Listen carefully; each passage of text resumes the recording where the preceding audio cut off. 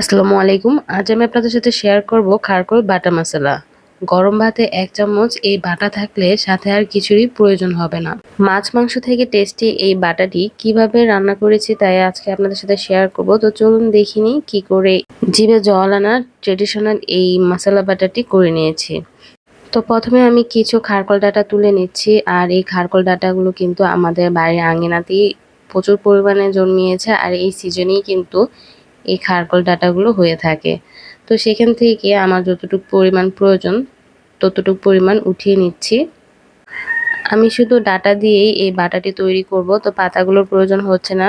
Just কয়েকটি কচি পাতা এখানে আমি রেখে দিয়েছি, বাকিগুলো কিন্তু ফেলে দিয়েছি। তারপর জাস্ট এই খারকোল ডাঁটাগুলোকে ছোট ছোট টুকরো করে কেটে নেব। চাইলে আপনারা কিন্তু ছিলে তারপর এভাবে ছোট ছোট টুকরো করে কেটে নিতে পারেন, আবার না ছিলেও কাটলেও চলবে।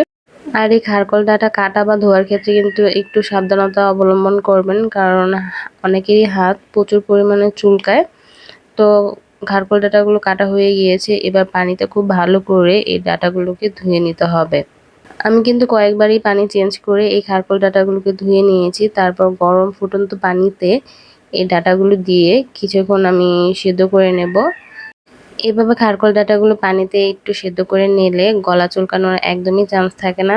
তারপর পানি ঝরিয়ে আমি সাইড করে রেখে দিয়েছি। তারপর ব্লেন্ডার মগে আমি দিয়ে নিয়েছি 2টি বড় সাইজের দেশি রসুনের কোয়া, স্বাদ অনুযায়ী শুকনো মরিচ, কয়েক টুকরা আদা, 1 চামচ পরিমাণ আস্ত জিরা, ছোট সাইজের একটি দারচিনি, কয়েকটি এলাচ এবং কয়েকটি গোলমরিচ। তারপর একসাথে খুব ভালো করে ব্লেন্ড করে নিয়েছি। তারপর একটি বাটিতে নামিয়ে নিচ্ছি। সেই একই মগে দিয়ে নিচ্ছি সেদ্ধ করে নেওয়া খারকোল ডাঁটাগুলোকে। তাহলে কিন্তু আপনারা শিলপাটাও এই কাজগুলো করে নিতে পারেন। আমার মতে শিলপাটায় করে নিলেই বেশি ভালো হয়, এতে করে খাবারের টেস্ট কিন্তু আরও অনেক অংশে বেড়ে যায়। কিন্তু আমাদের দৈনন্দিন জীবনের কাজগুলো সহজ করতে আমরা শর্টকাট উপায়ে পালন করি, তাই এই খারকোল ডাঁটাগুলোকে শর্টকাট উপায়ে ব্লেন্ড করে নেওয়া হয়ে গিয়েছে। এবার কড়াইতে দিয়ে নিয়েছি পরিমাণ মতন সরিষার তেল, আর সেই তেলের ভিতরে 2টি পেঁয়াজ কুচি দিয়ে দিয়েছি। তারপর দিয়ে দিচ্ছি একটা তেজপাতা, আর বাকি যে গরম মশলাগুলো রয়েছে সেগুলো কিন্তু ব্লেন্ডারেই ব্লেন্ড করে নিয়েছি। তারপর এখানে সেই বাটা মশলাগুলোকে দিয়ে নিচ্ছি। তারপর কিন্তু পেঁয়াজের সাথে এই মশলাগুলোকে খুব ভালো করে একটু ভেজে নেব। এতে করে কিন্তু যে মশলা মানে রসুন, আদা এগুলোর কাঁচা গন্ধগুলো আর লাগবে না। একটু ভেজে নেওয়ার পর এর মধ্যে দিয়ে দিয়েছি স্বাদ অনুযায়ী লবণ এবং 1/2 চা চামচ পরিমাণ হলুদ গুঁড়ো।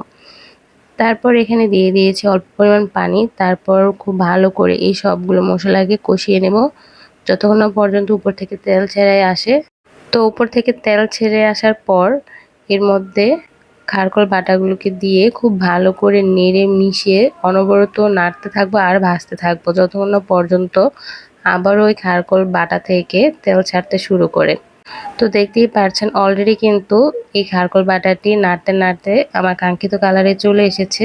এবার গরম গরম ভাতের সাথে এই খারকোল বাটাটি দিয়ে পেট ভরে ভাত খেয়ে নেব। তো রেসিপিটি ভালো লাগলে অবশ্যই কিন্তু আমার ভিডিওতে লাইক দিয়ে আমার পাশে থাকবেন। সবাই খুব বেশি ভালো থাকবেন। আল্লাহ হাফেজ।